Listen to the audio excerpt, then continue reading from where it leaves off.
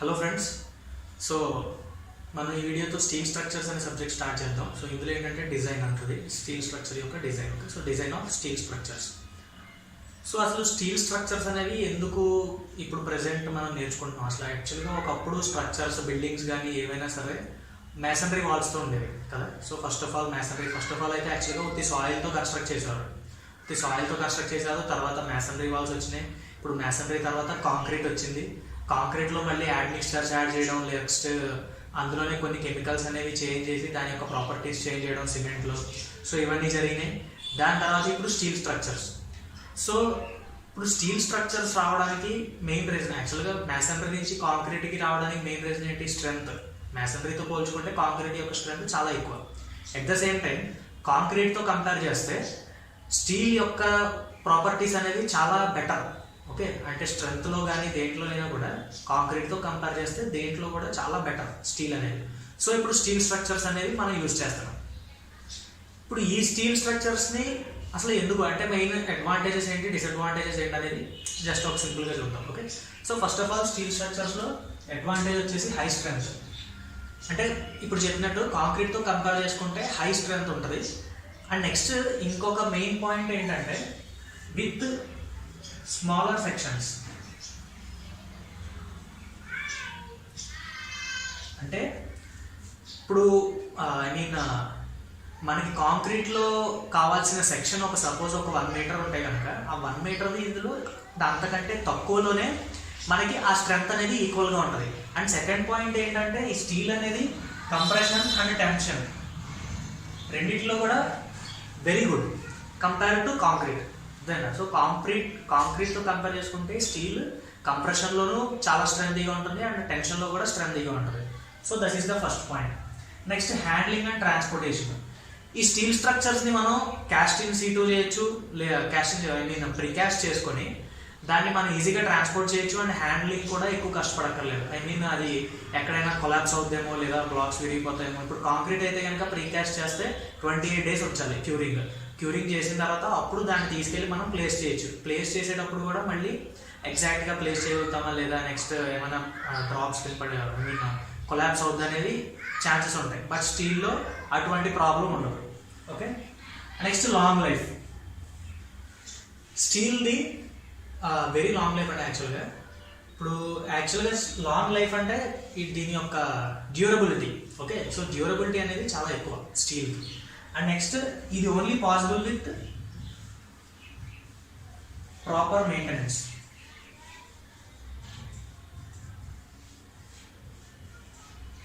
So long life అనేది ఎప్పుడు ప్రాపర్గా మనం మెయింటైన్ చేస్తే కనుక it has very long life. Okay, next properties don't change with time. So మనకి టైం ఇయర్స్ గడిచినా కూడా దీని యొక్క ప్రాపర్టీస్ అనేది అసలు చేంజ్ అవ్వవు. స్టీల్ యొక్క ప్రాపర్టీస్ సో ఎలా ఉందో అలాగే ఉంటాయి. కాబట్టి మనం ఇంచుమించు ఒక 10-20 years తర్వాత కూడా దానికి ఏమైనా మాడిఫికేషన్స్ చేయాలన్నా, ఆల్రెడీ ఉన్న స్ట్రక్చర్ని కొద్దిగా ఇంక్రీజ్ చేయాలన్నా కూడా దాన్ని కొలాప్స్ చేసి మళ్ళీ కొత్తది కన్స్ట్రక్ట్ చేయాల్సిన అవసరం ఉండదు. ఓకే, సో పాతది ఏదైతే ఉందో దానికే మనం అడిషనల్గా అటాచ్మెంట్స్ ఇచ్చి మనం ఎక్స్టెండ్ చేసుకోవచ్చు. Okay, and next does not fail suddenly. Steel అనేది ఎప్పుడు కూడా సడన్గా కొలాప్స్ అవ్వదు. ఓకే, సో సడన్గా కొలాప్స్ ఎందుకంటే దీని యొక్క ప్రాపర్టీ డక్టిలిటీ. అదే కాంక్రీట్ తీసుకున్నట్లయితే సడన్గా కొలాప్స్ అవుతుంది, రైట్? అందుకే యాక్చువల్గా రెయిన్ఫోర్స్మెంట్ మనం స్టీల్ రెయిన్ఫోర్స్మెంట్ని కాంక్రీట్లో ఇంట్రడ్యూస్ చేసింది కూడా ఎందుకంటే కాంక్రీట్ అనేది ఫెయిల్ అయితే ఒకేసారి కొలాప్స్ అయిపోద్ది. బట్ ఈ స్టీల్ అందులో ఉండడం వల్ల ఆ స్టీల్ కింద ఉన్న కవర్ ఏదైతే ఉందో ఆ కవర్ అనేది పెచ్చులు కింద ఊడిపోతే మనం అర్థం చేసుకోవచ్చు. సో ఓకే, దీని లైఫ్ అయిపోయింది, మనం ఏదో ఒకటి ట్రీట్మెంట్ చేయాలి దీనికి. సో ఆ విధంగా ఏంటంటే స్టీల్ స్ట్రక్చర్స్ అనేవి సడన్గా కొలాప్స్ అవ్వవు. ఎందుకంటే దీని యొక్క మెయిన్ ప్రాపర్టీ డక్టిలిటీ. ఈ డక్టిలిటీ వల్ల వెంటనే కొలాప్స్ అవ్వకుండా మనకి ముందుగానే అదొక ఒక సిగ్నల్ లాగా ఇస్తుంది అనమాట. కొంచెం బెండ్ అవ్వడమో లేదంటే స్లైట్గా ఇది అవ్వడమో అలాగా. ఓకే, సో అది. And next editions and alterations can be made easily. అంటే ఏంటి, ఇప్పుడు సపోజ్ ఇందాక చెప్పినట్టు ఎక్స్టెన్షన్స్ ఏమన్నా చేయాలన్నా లేదంటే చిన్న పార్ట్స్ ఏమన్నా అందులో ఇంక్లూడ్ చేయాలన్నా ఎక్కువ కష్టపడక్కర్లేదు, చాలా ఈజీగా చేసుకోవచ్చు. అంటే బై వెల్డింగ్ అనో లేదంటే బై బోల్టింగ్ లేదా రివెటింగ్ అవన్నీ వస్తాయి, కనెక్షన్స్ ఎలా ఉంటాయి అనేది. సో ఎలాగైనా కూడా చాలా ఈజీగా చేయొచ్చు. కాంక్రీట్ లాగా, కాంక్రీట్గా అయితే ఏంటి, దానికి పిచ్చింగ్ చేసి దాంట్లో హోల్స్ పెట్టి మళ్ళీ ఒక కాంక్రీట్ వేసి దాని మినిమం విడత ఇవ్వాలి, మళ్ళీ దానికి థిక్నెస్ మినిమం థిక్నెస్ ఇవ్వాలి, అండ్ నెక్స్ట్ ఆ బాండింగ్ కుదిరిందో లేదో చూసుకోవాలి. ఇంత ప్రాసెస్ ఉంటుంది. దీనికైతే అది ఏమీ ఉండదు, డైరెక్ట్గా వెల్డింగ్ చేసేయచ్చు లేదా బోల్డింగ్ చేయొచ్చు, సింపుల్గా చేయొచ్చు. Next erection.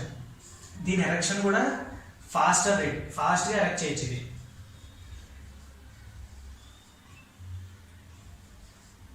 So erection at faster rate. ఎందుకు ఫాస్టర్ రేట్ అంటే కాంక్రీట్ అనేది యాక్చువల్గా సపోజ్ మనం ఏదైనా ప్లేస్ చేస్తున్నప్పుడు ఒక గర్డర్ కానీ లేదా చిన్న సపోజ్ ఒక ఏదో స్లాబ్ టైప్, ఓకే, ఒక స్మాల్ స్లాబ్ ఉందనుకుందాం. ఆ స్లాబ్ని మనం ప్లేస్ చేయాలంటే అది లిఫ్ట్ చేసి వెళ్ళినప్పుడు మధ్యలో ఒకవేళ పక్కన ఏమైనా స్ట్రక్చర్కి తగిలినా లేదంటే దేనికి తగిలినా అయితే అది ఫెయిల్ అవ్వచ్చు లేదా ఇది కొలాప్స్ అవ్వచ్చు. ఐ మీన్ చిన్న చిన్న పార్ట్స్ ఊడిపోవచ్చు, ఓకే. బట్ ఈ స్టీల్లో ఏంటంటే అలా ఉండదు, ఇది ఓన్లీ కాన్స్టెంట్గా ఉంటుంది. అండ్ నెక్స్ట్ మనం ట్రాన్స్పోర్టేషన్ ఫాస్ట్గా చేయొచ్చు, at the same time erection కూడా స్పీడ్గా చేయొచ్చు, okay. And next highest scrap value. కాంక్రీట్తో కంపేర్ చేసుకుంటే అసలు దేంతో ఏ మెటీరియల్తో కంపేర్ చేసినా స్టీల్కి స్క్రాప్ వాల్యూ అనేది చాలా ఎక్కువ ఉంటుంది, okay. So these are the advantages అంటే మనం ఎందుకు స్టీల్ స్ట్రక్చర్స్ని యూజ్ చేస్తున్నాం అంటే ఇది అడ్వాంటేజెస్, ఓకే. అండ్ నెక్స్ట్ డిసడ్వాంటేజెస్కి వచ్చేసరికి ఫస్ట్ వన్ కరోజన్ అంటే యాక్చువల్గా ఇది సపోజ్ ఏదైనా ఎయిర్కి ఐ మీన్ అట్మాస్ఫియర్కి ప్లేస్ అయ్యే ఐ మీన్ అట్మాస్ఫియర్కి ఫేస్ చేస్తూ ఎక్కడైనా ప్లేస్ చేస్తే స్టీల్ స్ట్రక్చర్స్ని తొందరగా కరోజన్ అనేది రావడానికి ఛాన్సెస్ ఉంటాయి. బట్ దీన్ని మనం ప్రివెంట్ చేయొచ్చు. అలాగా పెయింటింగ్.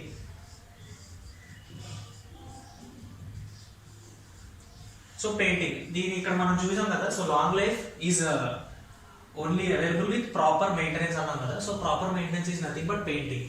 ఈ పెయింటింగ్ అనేది మనం ఫ్రీక్వెంట్గా చేస్తూ ఉండాలి. ఫ్రీక్వెంట్గా పెయింటింగ్ అనేది చేస్తుంటే కరోజన్ రాకుండా పట్టకుండా ఉంటుంది steel structure. And next second disadvantage వచ్చి ఫైర్ ప్రూఫ్ ట్రీట్మెంట్ అనేది ముందుగానే మనం అప్లై చేయాలి స్టీల్కి. లేదంటే సపోజ్ ఎప్పుడైనా ఒక పెద్ద ఫైర్ వచ్చిందంటే అదంతా ఖాళీ ఐ మీన్ లిక్విడ్ ఫామ్లోకి చేంజ్ అయిపోతుంది, ట్రాన్స్ఫార్మ్ అవుతుంది. సో ఫైర్ ప్రూఫ్ ట్రీట్మెంట్ ఇస్తే కనుక ఫైర్ వచ్చినా కూడా అది ఎఫెక్ట్ అవ్వకుండా ఉంటుంది. బట్ ఈ ఫైర్ ప్రూఫ్ ట్రీట్మెంట్ ఇవ్వాలంటే it is very very costly.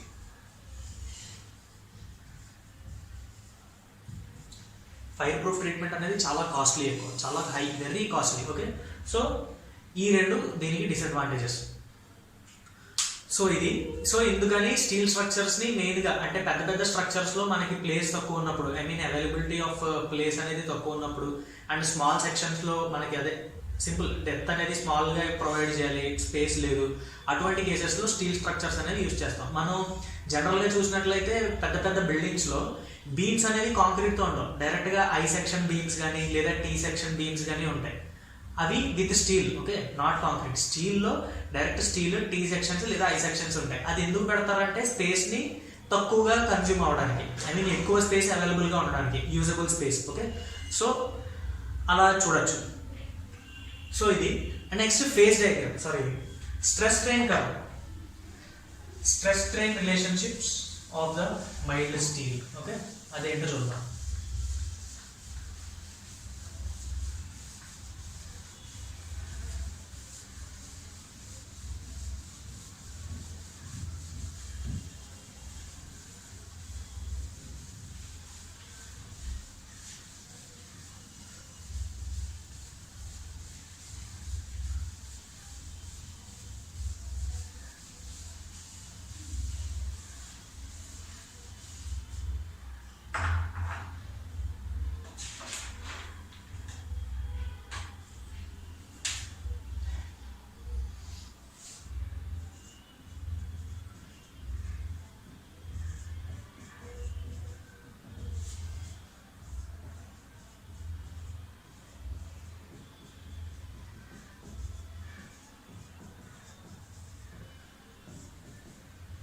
Okay, so stress strain diagram.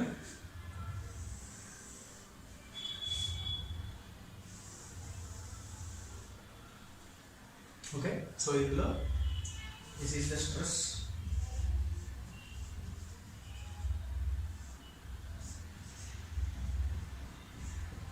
Newton per meter square.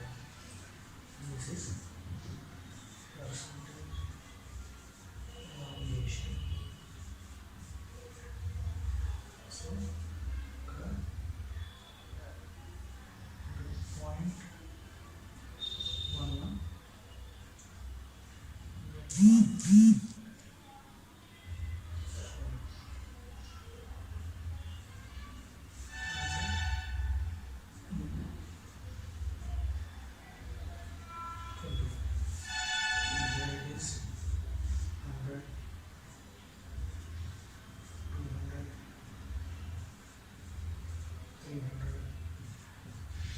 400. Okay, these are the stress values and ఇది percentage elongation. సో ఇందులో స్ట్రెస్ స్ట్రెయిన్ కర్వ్ వచ్చి ఇది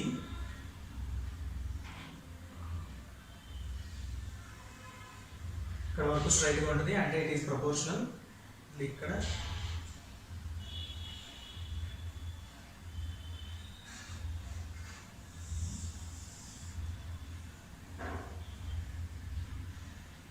okay so here 200 to మార్చాను.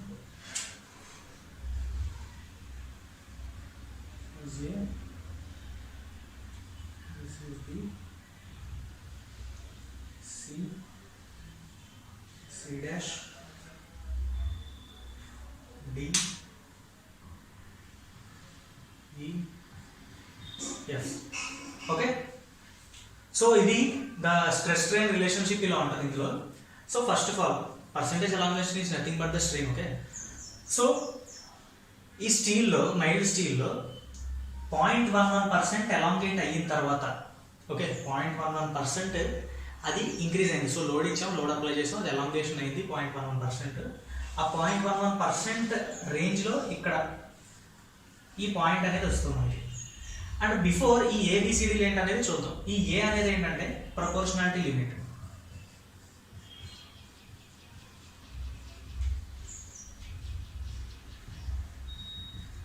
Okay so A is nothing but proportionality limit and B వచ్చేసి elastic limit.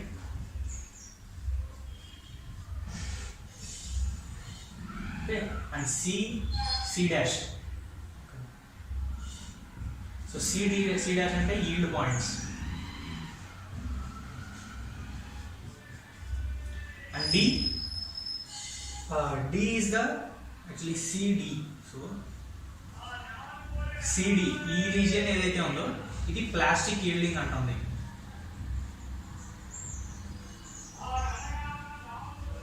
Okay and DE is strain hardening.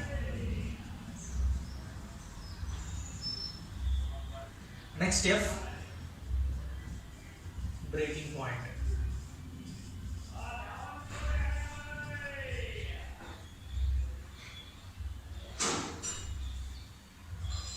Okay, so మన proportionality limit అంటే తెలుసు కదా. So up to this point the strain is proportional to the stress అంటే directly proportional. So strain ఎంత increase అవుతుందో దాన్ని బట్టి strain కూడా ఇంక్రీజ్ అవుతుంది. స్ట్రెస్ ఎంత ఇంక్రీజ్ అవుతే దాన్ని బట్టి strain ఇంక్రీజ్ అవుతుంది. అండ్ నెక్స్ట్ ఈ D అనేది వచ్చేసి ఎలాస్టిక్ లిమిట్. ఇక్కడ వరకు ఏంటంటే obeys Hooke's law. That means obeys Hooke's law. So Hooke's law అంటే ఏంటి? Stress is proportional to strain and the proportionality is equals to E కదా. I mean sigma by epsilon is equals to capital E అనుకుంటాం. ఇది Hooke's law. So ఈ Hooke's law E is nothing but Young's modulus.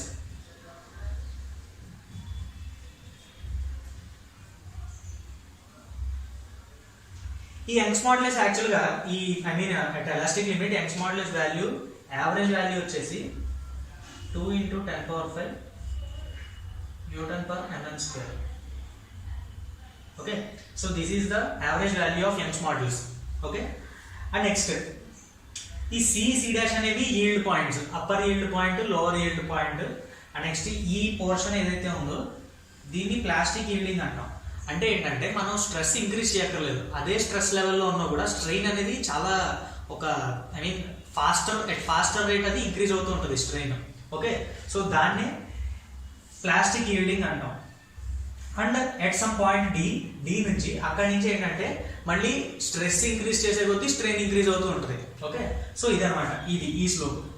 ఈ stress increase అయ్యి stress increase అయ్యి at ఇది maximum point ఈ అనేది మ్యాక్సిమం స్ట్రెస్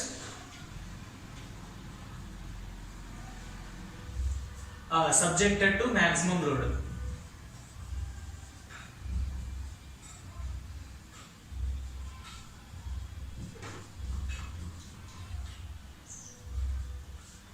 ఈ అనేది ఏంటంటే maximum stress, maximum load apply చేసినప్పుడు అక్కడ మనకి వచ్చే మాక్సిమం స్ట్రెస్ ఈ పాయింట్ అన్నమాట. ఓకే, అండ్ తర్వాత నుంచి మళ్ళీ మనం స్ట్రెయిన్ అనేది స్ట్రెస్ ఇంకా ఇంక్రీజ్ చేసే కొద్దీ యాక్చువల్గా దీనికి కర్వ్ ఇలా అయిపోద్ది. స్ట్రెస్ ఇంక్రీజ్ చేసే కొద్దీ ఇక్కడెక్కడో బ్రేకింగ్ పాయింట్ ఉంటుంది. ఓకే, బట్ మనకి కర్వ్లో మాత్రం స్ట్రెస్ అనేది తక్కువ. ఐ మీన్ అది బ్రేక్ అవడానికి ఇంకా స్ట్రెస్ అవసరం లేదన్నమాట. ఒక్కసారిగా అది జస్ట్ ఇలా కట్ అయిపోయింది. ఆ కట్ అయిపోయినప్పుడు ఏంటంటే కర్వ్ ఇలా వస్తుంది and this is the breaking point. F is the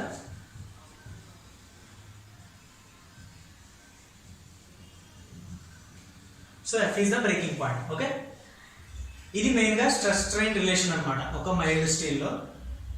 అంటే ఇది చూసినట్లయితే ఇది ఇంచుమించు ఒక 200 Nm² స్ట్రెస్ వరకు కూడా అది ఎలాస్టిక్ లిమిట్లో ఉంది. అంటే అసలు అది ఇంకా ఫెయిల్ అవ్వదు. 99.99% కూడా ఈ 200 Nm వరకు ఫెయిల్ అవ్వదు. అండ్ ఇక్కడ కూడా ఈల్డ్ పాయింట్, ఇది ఈల్డ్ స్ట్రెస్ అనేది మనం తీసుకుంటాం కదా జనరల్గా. సో ఈల్డ్ పాయింట్ దగ్గర స్ట్రెయిన్ అనేది ఈల్డ్ పాయింట్ దగ్గర స్ట్రెయిన్ ఈజ్ ఈక్వల్ టు 0.012 ఉంటుంది. ఓకే, అండ్ నెక్స్ట్ ఈ ప్లాస్టిక్ ఈల్డింగ్ ఉంది కదా, ఈ ప్లాస్టిక్ ఈల్డింగ్లో వచ్చేసి ఈజ్ ఈక్వల్స్ టు 0.14 టైమ్స్ 14 ఉంటుంది స్ట్రెయిన్. రైట్, ప్లాస్టిక్ ఈల్డింగ్ ఇది ఎగ్జాక్ట్ వాల్యూస్ కాదు, అప్రాక్సిమేట్ యావరేజ్ వాల్యూస్. ఇక్కడేమో 0.012 దగ్గర మనం ఈల్డ్ పాయింట్ అనేది ఇంచుమించుగా 0.012 స్ట్రెయిన్ దగ్గర ఈల్డ్ పాయింట్ అబ్జర్వ్ చేయొచ్చు. అండ్ నెక్స్ట్ 0.14 అనే స్ట్రెయిన్ దగ్గర ప్లాస్టిక్ ఈల్డింగ్ అనేది అబ్జర్వ్ చేయొచ్చు. ఓకే, అంటే ఇది ఇంచుమించుగా చూసుకుంటే ఒక 10 టైమ్స్ అనమాట. So plastic yielding is equals to 10 times the strain at yield point.